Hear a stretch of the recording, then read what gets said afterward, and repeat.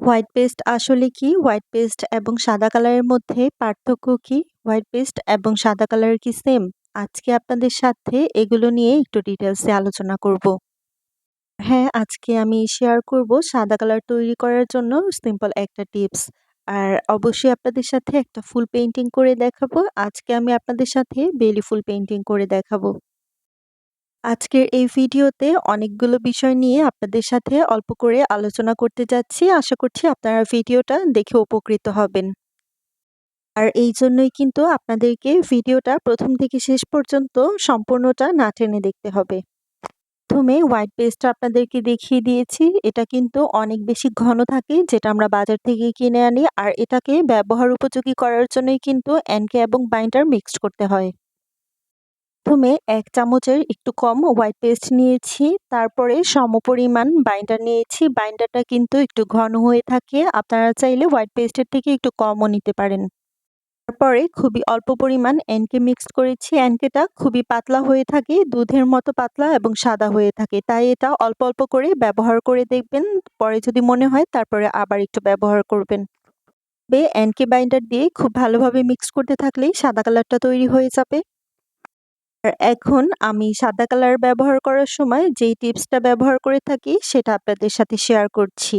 এই যে দেখতেই পাচ্ছেন ব্রাশের আগায় খুবই অল্প পরিমাণ আকাশি কালার বা নীল কালারটা আমি নিয়ে তারপরে সাদা কালারের সাথে খুব ভালোভাবে মিক্সড করে দিব। এটা মিক্সড করার পরে কিন্তু ব্লু কালারটা আর বোঝা যাবে না, সাদা কালারটা খুব সুন্দরভাবে তৈরি হয়ে যাবে। হয়তোবা আপনারা ভাবছেন যে সাদা কালারের মধ্যে আবার কেন ব্লু কালারটা দিলাম? এটা দেওয়ার কারণে আসলে সাদা কালারের রঙের কোনো পরিবর্তন হবে না।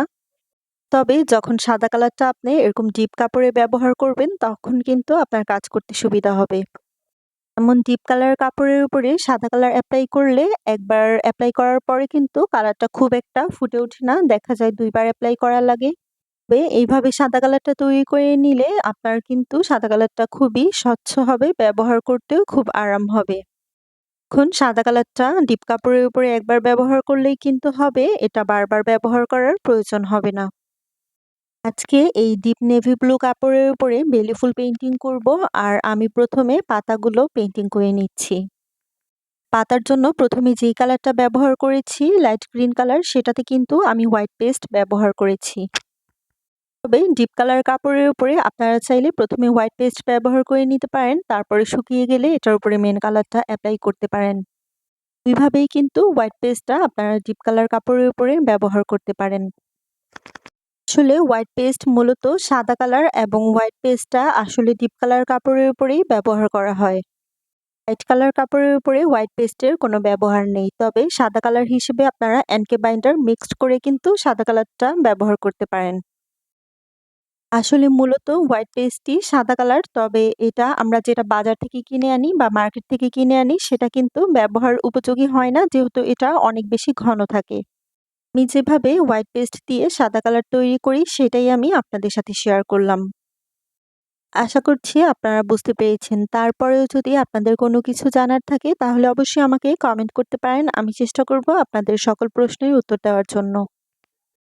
আর এই যে কথা বলতে, বলতে কিন্তু আমি বেলি ফুল অনেকটা পেইন্টিং করে ফেলেছি। আপনারা দেখতে পাচ্ছেন বেলি ফুল পেইন্টিং করার জন্য আমি যেই সাদা কালারটা তৈরি করেছিলাম সেটাই ব্যবহার করছি। আর এখানে আমি 4 সাইজের একটা রাউন্ড ব্রাশ ব্যবহার করেছি। বেলি ফুল আঁকার জন্য কিন্তু এই ব্রাশটাই পারফেক্ট। বেলি ফুল পেইন্টিং করা খুবই ইজি। আপনাদের সাথে আমি শেয়ার করে দিলাম। আশা করছি আপনাদের কাছেও এই পেইন্টিংটা ইজি মনে হবে। আপনারা চাইলে বাসায় ট্রাই করতে পারেন।